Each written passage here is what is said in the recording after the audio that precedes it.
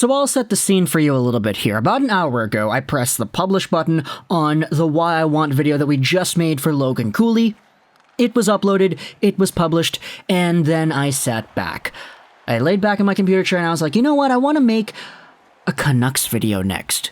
Because there are so many games going on today, there's a lot of interference with the news and all that, so when it comes to the teams that aren't playing, the one that I have the most to say about is Vancouver.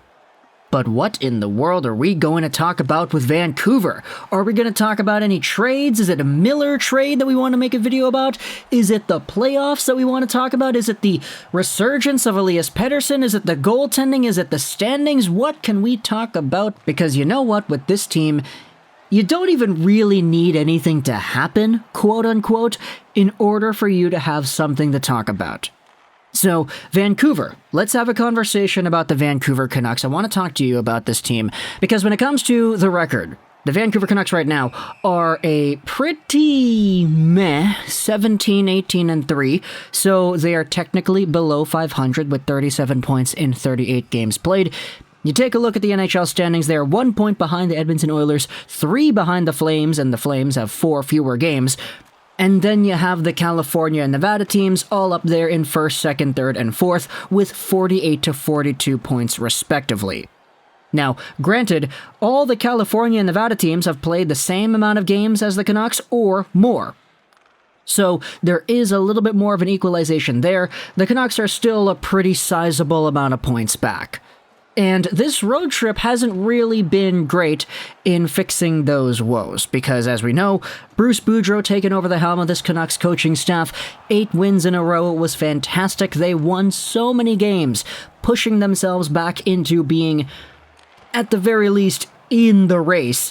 And now you take a look at the games against Florida. Okay, Florida, Tampa Bay, they went out there and they actually did pretty well, although it was timely saves, it was timely scoring opportunities that they couldn't capitalize on, that ultimately led to them losing those 2 games. And to be fair, for teams like Florida, it's kind of okay because Florida has been on an absolute heater as of late, scoring a heck of a lot of goals against all the teams they've been playing lately, so Vancouver was just one of the many teams that fell victim to the cat. For the Tampa game, you can't go out there and say that the Canucks played poorly, per se. It's just kind of a combination of all the other things that we spoke about earlier. It was saves, it was scoring opportunities, it was the team not capitalizing when they could have that led to that game being the way it was. Carolina was probably the worst game the Canucks played on the road trip so far. It was probably the only game where they actually felt like the worst team. And that's not to say that against Tampa and Florida I felt like they should have won, but I felt like they were definitely in it a lot more in those games than they were in Carolina. And that Carolina game, I mean, on all teams, special teams, even strength, even on the penalty kill, Carolina was just dominating Vancouver. It was very strange to see the Canucks under a Boudreau system get dominated defensively when they were on the power play. Very strange, indeed. And then, of course, the Washington game from yesterday was a very good refresher for this Canucks squad. On a game where you don't even have Connor Garland, you go out there, you see them play with the energy they have. Elias Pettersson is back, he's scoring goals again. Hopefully he is able to actually start doing that once more. Remember, he started off his NHL career with 10 goals in 10 games? Yeah, I like to see that Petey come back to play. But tomorrow the Canucks are playing the Nashville Predators, and they're going to be playing in Nashville, so it's going to be the last game of the road trip. And this is likely going to be the biggest game of the year so far.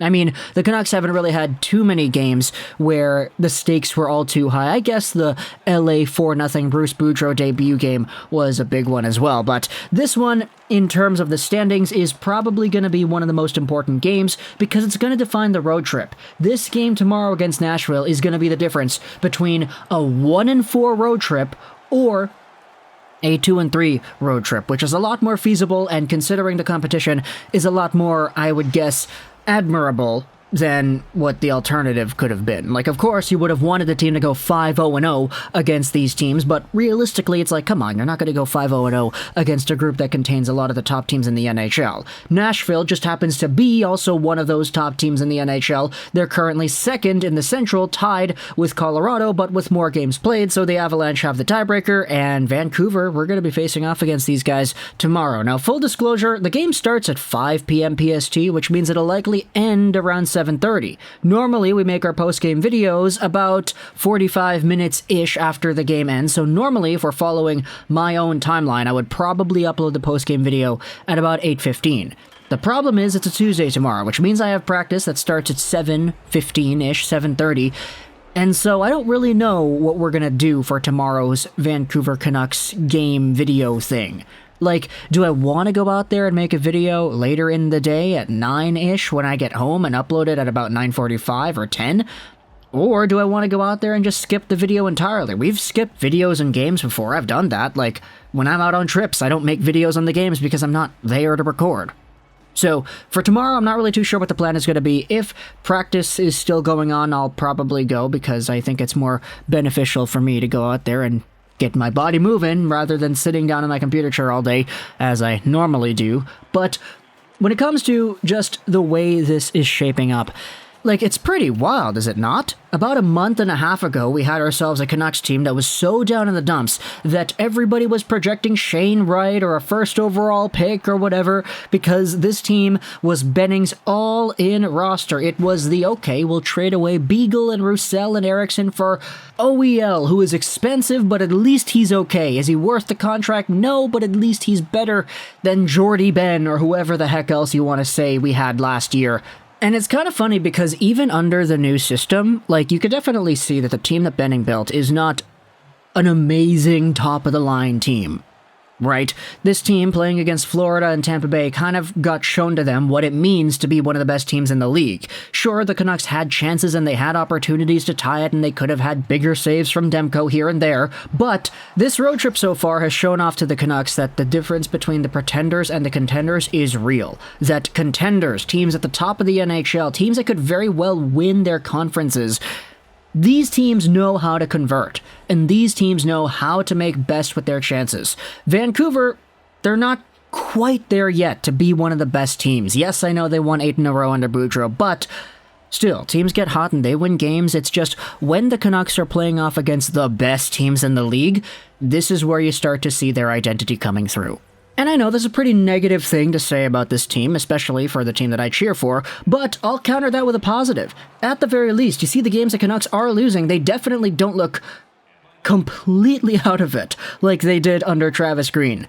Travis Green played a system that had the Canucks just dumping and chasing and dumping and chasing and not getting any shots. They would get outshot like crazy in games where they even won, and for Boudreau, it's kind of wild because all these games that the Canucks are winning, all these games the Canucks are losing, you rarely see the Canucks get outshot nowadays. You rarely see this team not have a chance to go out there and convert. At the very least, that approach to the door to get your opportunities is already there in most games under Boudreau. In an analogy where scoring goals is like breaking down the door and stomping into the building, Bruce Boudreau is giving the Canucks an opportunity to walk up to that door every single game, whereas Travis Green had this Canucks team waiting on the other block. So there are some very good things that we have seen out of this team, but this game against Nashville, plus the next few games against, of course, Florida again. They're playing the Panthers once more in Rogers Arena on Friday. That's going to be a great game now, isn't it? This team still has more to prove, but the steps they have taken so far ever since the Travis Green firing, they've been pretty good. Now, there are indeed some more things to be done. Rutherford went out there and talked about how there are so many improvements that he feels the team could make. Draft picks, prospects, bottom six, etc. So I'm very much looking forward to seeing the direction of this team in general, whether or not Benning's all-in team is good enough to be a playoff contender. Playoff contender, not cup contender, just playoff contender. Just contend for a playoff spot. Make the dance and maybe win, I don't know, at least 3 games in your first series. If you win 4, then hey, fantastic. If you lose in 7, then okay, that's fine. This team was still one of the worst teams in the league a few months ago. So at the very least, there is a good fighting chance for this season that kind of relies on the next little stretch here. I know we're only at 30-something games played. The Canucks can theoretically win 10 in a row and go out there and storm their way into the playoffs, but come on. Is that realistic now? This team is still losing games, and they're allowed to lose games still. It's just the games they are losing under Boudreau, it's not like the games they were losing under Travis Green, which I think is probably the best thing that we could have had happen to them. So, talk to me in the comments, what do you think about the Vancouver Canucks? I can't believe we spent 10 minutes just talking about nothing. What a great video this was. I hope you enjoyed this Rosén, and bye.